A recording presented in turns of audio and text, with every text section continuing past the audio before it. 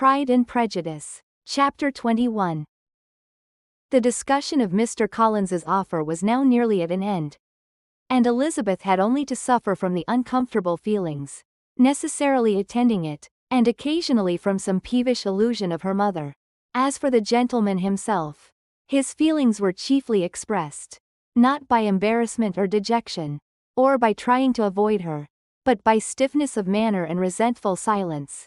He scarcely ever spoke to her, and the assiduous attentions which he had been so sensible of himself were transferred for the rest of the day to Miss Lucas, whose civility in listening to him was a seasonable relief to them all, and especially to her friend. The morrow produced no abatement of Mrs. Bennet's ill humor or ill health. Mr. Collins was also in the same state of angry pride. Elizabeth had hoped that his resentment might shorten his visit, but his plan did not appear in the least affected by it. He was always to have gone on Saturday, and to Saturday he still meant to stay. After breakfast, the girls walked to Meryton to inquire if Mr. Wickham were returned, and to lament over his absence from the Netherfield ball. He joined them on their entering the town and attended them to their aunt's, where his regret and vexation, and the concern of everybody was well talked over. To Elizabeth, however, he voluntarily acknowledged that the necessity of his absence had been self-imposed. "I found," said he, as the time drew near, "that I had better not meet Mr. Darcy. That to be in the same room, the same party with him for so many hours together, might be more than I could bear, and that scenes might arise unpleasant to more than myself." She highly approved his forbearance, and they had leisure for a full discussion of it, and for all the commendation which they civilly bestowed on each other. As Wickham and another officer walked back with them to Longbourn, and during the walk, he particularly attended to her, his accompanying them was a double advantage. She felt all the compliment it offered to herself, and it was most acceptable, as an occasion of introducing him to her father and mother. Soon after their return, a letter was delivered to Miss Bennet. It came from Netherfield, and was opened immediately. The envelope contained a sheet of elegant, little, hot-pressed paper, well covered with a lady's fair, flowing hand, and Elizabeth saw her sister's countenance change as she read it, and saw her dwelling intently on some particular passages.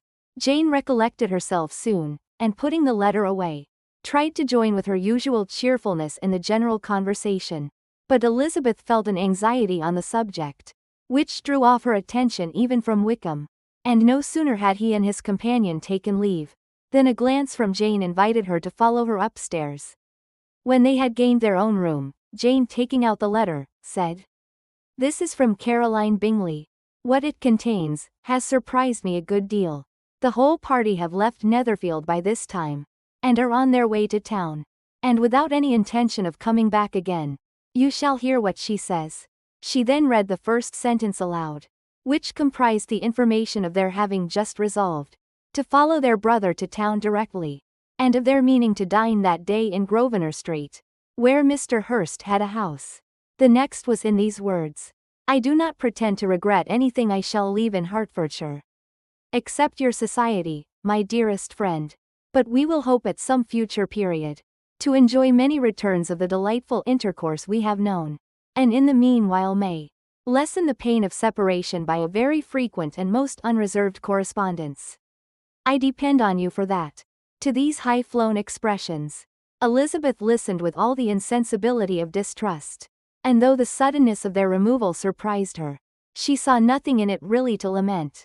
It was not to be supposed that their absence from Netherfield would prevent Mr. Bingley's being there, and as to the loss of their society, she was persuaded that Jane must soon cease to regard it in the enjoyment of his.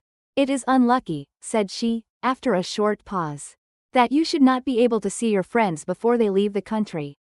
But may we not hope that the period of future happiness, to which Miss Bingley looks forward, may arrive earlier than she is aware, and that the delightful intercourse you have known as friends will be renewed with yet greater satisfaction as sisters?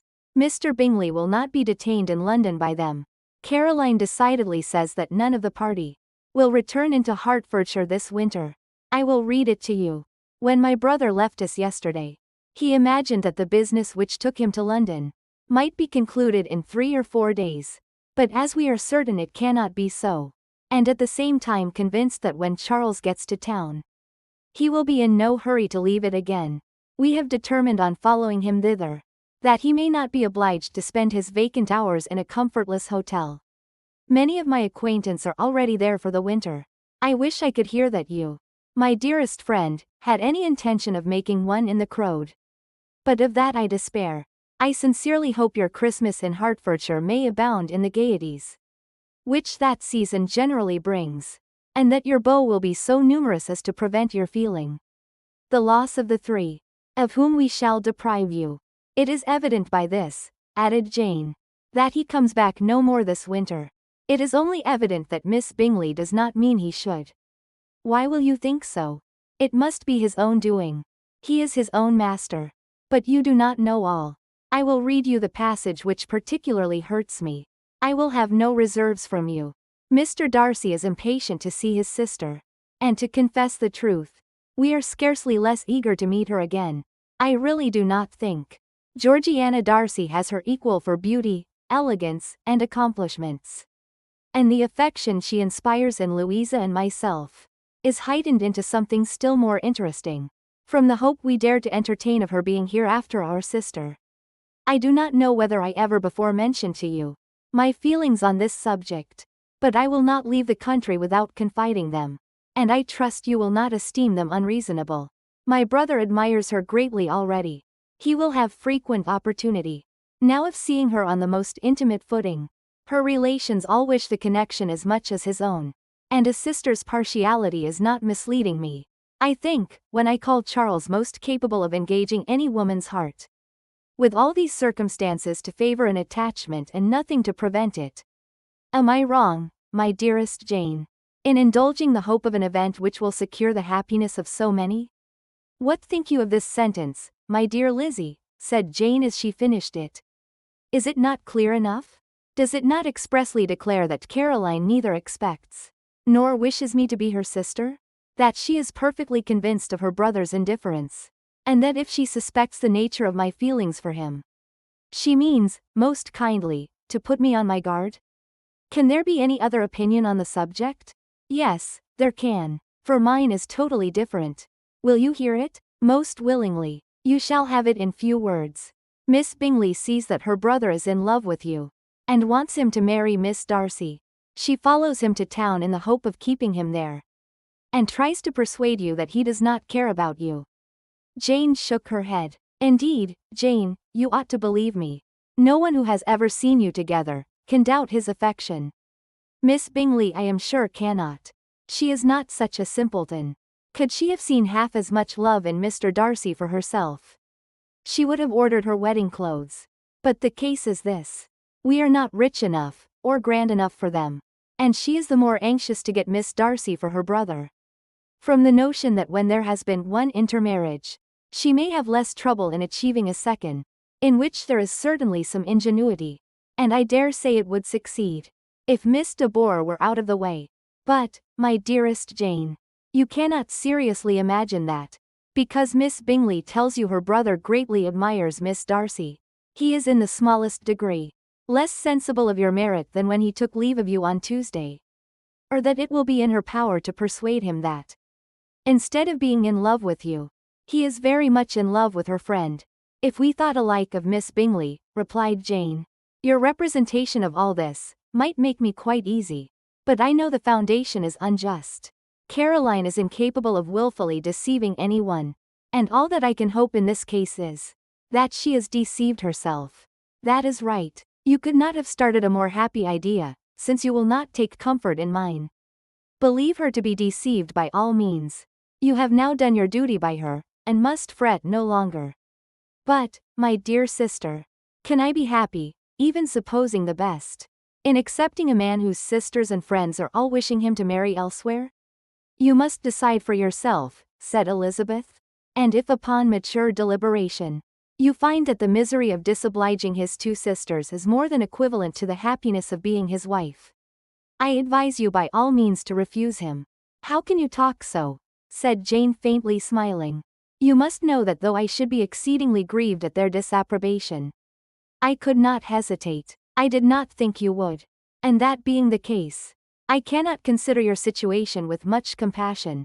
But if he returns no more this winter, my choice will never be required.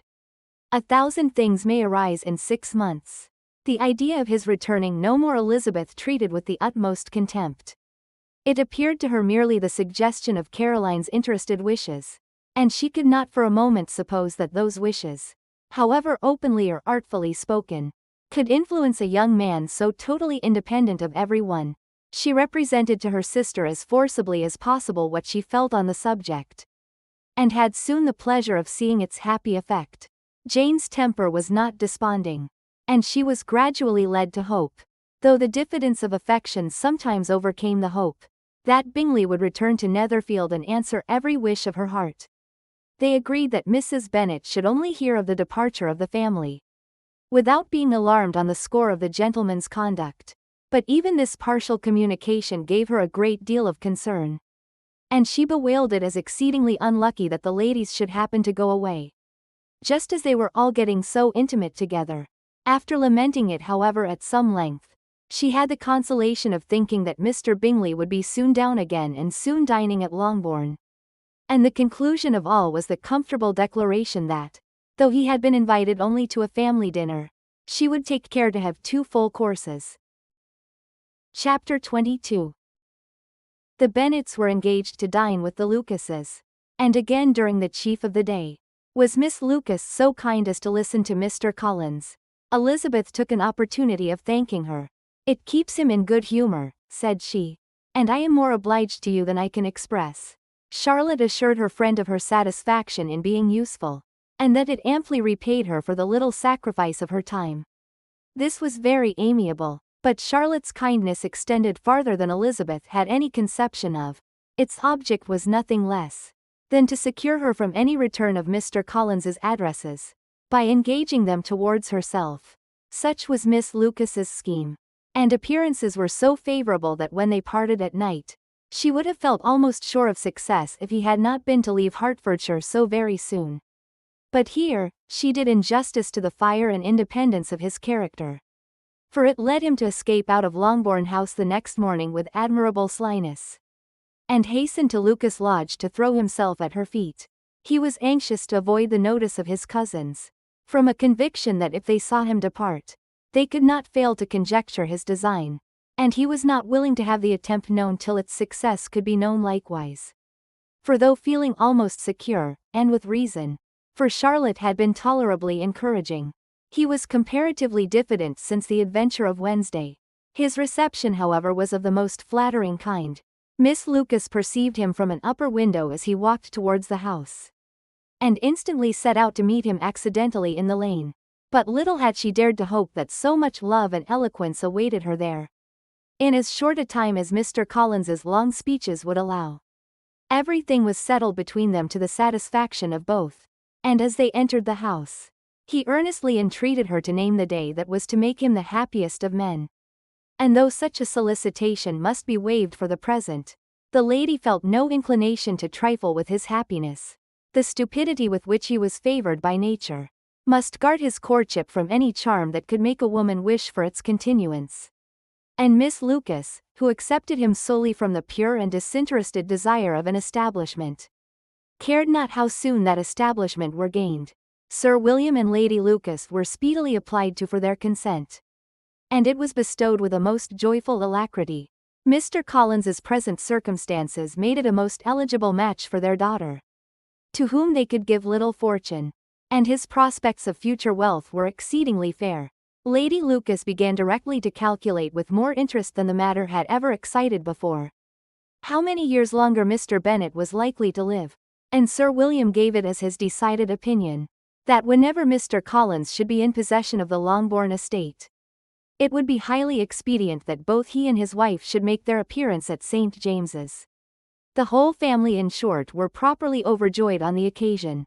The younger girls formed hopes of coming out a year or 2 sooner than they might otherwise have done, and the boys were relieved from their apprehension of Charlotte's dying an old maid. Charlotte herself was tolerably composed.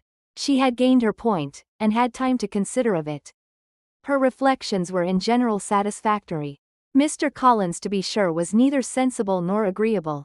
His society was irksome, and his attachment to her must be imaginary. But still he would be her husband. Without thinking highly either of men or of matrimony. Marriage had always been her object. It was the only honorable provision for well-educated young women of small fortune. And however uncertain of giving happiness, must be their pleasantest preservative from want. This preservative she had now obtained. And at the age of 27, without having ever been handsome. She felt all the good luck of it. The least agreeable circumstance in the business was the surprise it must occasion to Elizabeth Bennet, whose friendship she valued beyond that of any other person. Elizabeth would wonder, and probably would blame her. And though her resolution was not to be shaken, her feelings must be hurt by such disapprobation. She resolved to give her the information herself, and therefore charged Mr. Collins when he returned to Longbourn to dinner, to drop no hint of what had passed before any of the family.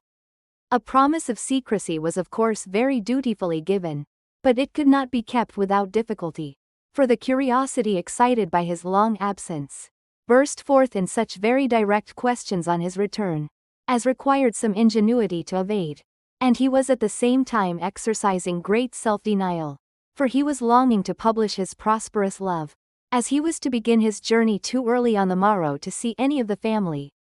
The ceremony of leave-taking was performed when the ladies moved for the night, and Mrs. Bennet with great politeness and cordiality said, how happy they should be to see him at Longbourn again, whenever his other engagements might allow him to visit them.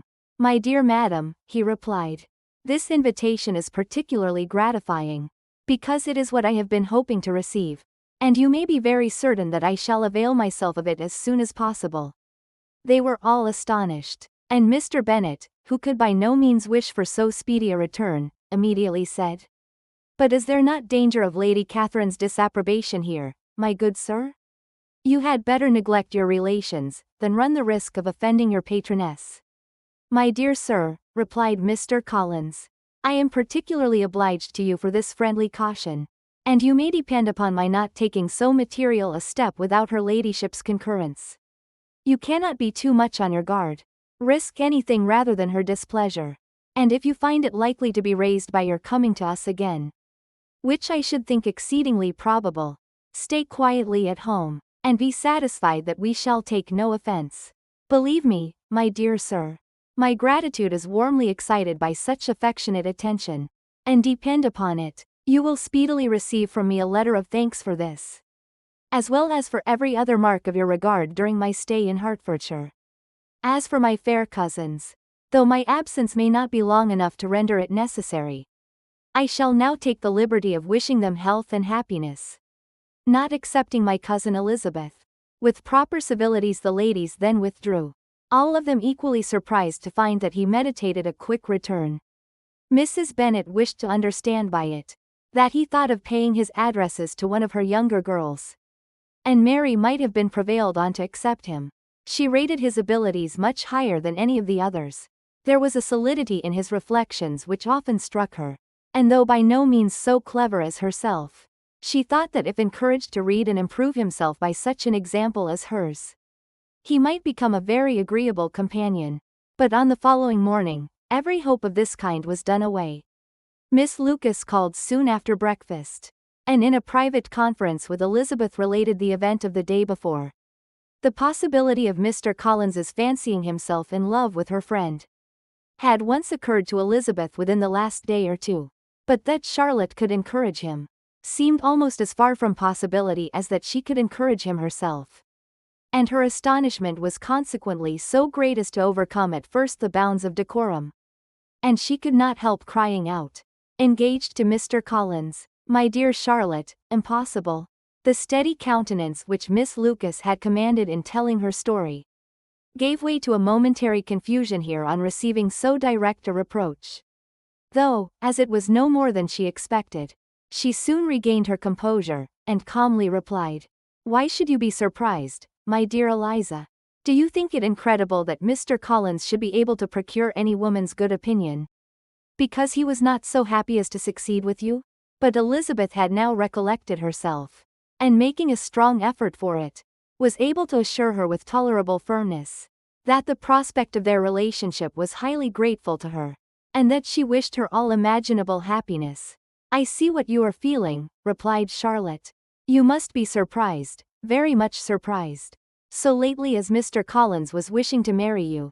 But when you have had time to think it all over, I hope you will be satisfied with what I have done. I am not romantic, you know.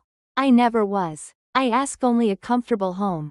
And considering Mr. Collins's character, connections, and situation in life, I am convinced that my chance of happiness with him is as fair as most people can boast on entering the marriage state."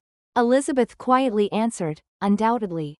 And after an awkward pause, they returned to the rest of the family. Charlotte did not stay much longer, and Elizabeth was then left to reflect on what she had heard. It was a long time before she became at all reconciled to the idea of so unsuitable a match. The strangeness of Mr. Collins's making 2 offers of marriage within 3 days was nothing in comparison of his being now accepted. She had always felt that Charlotte's opinion of matrimony was not exactly like her own. But she could not have supposed it possible that when called into action, she would have sacrificed every better feeling to worldly advantage. Charlotte, the wife of Mr. Collins, was a most humiliating picture. And to the pang of a friend disgracing herself and sunk in her esteem, was added the distressing conviction that it was impossible for that friend to be tolerably happy in the lot she had chosen. Chapter 23.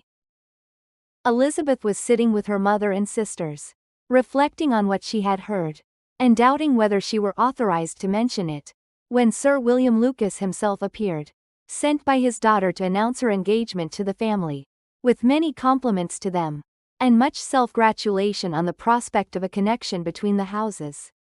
He unfolded the matter to an audience not merely wondering, but incredulous, for Mrs. Bennet, with more perseverance than politeness, protested he must be entirely mistaken, and Lydia, always unguarded and often uncivil, boisterously exclaimed, "Good Lord, Sir William, how can you tell such a story? Do not you know that Mr. Collins wants to marry Lizzie?" Nothing less than the complacence of a courtier could have borne without anger such treatment. But Sir William's good breeding carried him through it all, and though he begged leave to be positive as to the truth of his information, he listened to all their impertinence with the most forbearing courtesy. Elizabeth, feeling it incumbent on her to relieve him from so unpleasant a situation, now put herself forward to confirm his account, by mentioning her prior knowledge of it from Charlotte herself, and endeavored to put a stop to the exclamations of her mother and sisters by the earnestness of her congratulations to Sir William, in which she was readily joined by Jane, and by making a variety of remarks on the happiness that might be expected from the match, the excellent character of Mr. Collins, and the convenient distance of Hunsford from London. Mrs. Bennet was in fact too much overpowered to say a great deal while Sir William remained. But no sooner had he left them than her feelings found a rapid vent. In the first place, she persisted in disbelieving the whole of the matter. Secondly, she was very sure that Mr. Collins had been taken in. Thirdly, she trusted that they would never be happy together. And fourthly, that the match might be broken off. 2 inferences, however, were plainly deduced from the whole. 1. That Elizabeth was the real cause of all the mischief. And the other, that she herself had been barbarously used by them all. And on these 2 points she principally dwelt during the rest of the day. Nothing could console and nothing appease her, nor did that day wear out her resentment. A week elapsed before she could see Elizabeth without scolding her. A month passed away before she could speak to Sir William or Lady Lucas without being rude. And many months were gone before she could at all forgive their daughter. Mr. Bennet's emotions were much more tranquil on the occasion, and such as he did experience he pronounced to be of a most agreeable sort. For it gratified him, he said, to discover that Charlotte Lucas, whom he had been used to think tolerably sensible, was as foolish as his wife, and more foolish than his daughter. Jane confessed herself a little surprised at the match, but she said less of her astonishment than of her earnest desire for their happiness. Nor could Elizabeth persuade her to consider it as improbable. Kitty and Lydia were far from envying Miss Lucas, for Mr. Collins was only a clergyman, and it affected them in no other way than as a piece of news to spread at Meryton. Lady Lucas could not be insensible of triumph. on being able to retort on Mrs. Bennet the comfort of having a daughter well married. And she called at Longbourn rather oftener than usual to say how happy she was. Though Mrs. Bennet's sour looks and ill-natured remarks might have been enough to drive happiness away. Between Elizabeth and Charlotte there was a restraint which kept them mutually silent on the subject. And Elizabeth felt persuaded that no real confidence could ever subsist between them again. Her disappointment in Charlotte made her turn with fonder regard to her sister, of whose rectitude and delicacy she was sure her opinion could never be shaken, and for whose happiness she grew daily more anxious. As Bingley had now been gone a week, and nothing was heard of his return, Jane had sent Caroline an early answer to her letter, and was counting the days till she might reasonably hope to hear again. The promised letter of thanks from Mr. Collins arrived on Tuesday, addressed to their father, and written with all the solemnity of gratitude which a 12 months' abode in the family might have prompted.